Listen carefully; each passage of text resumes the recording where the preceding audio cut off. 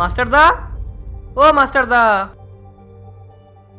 বলো কি দরকার? মাপ নিতে হতো। আচ্ছা এসো।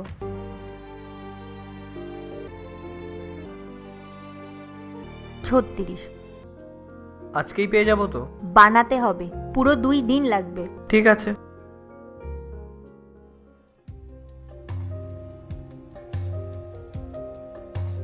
মাস্টারদা এসেছে?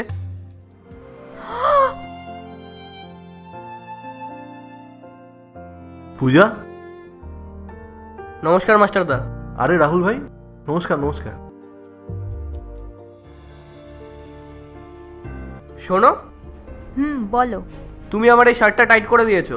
কোথায় টাইট লাগছে? বুকের এখানে। ঠিক আছে, তুমি এটা খুলে দাও, আমি ঠিক করে দিচ্ছি। এখানেই?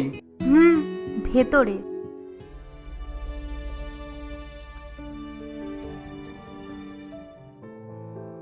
আরে মাস্টারদা, কি খবর?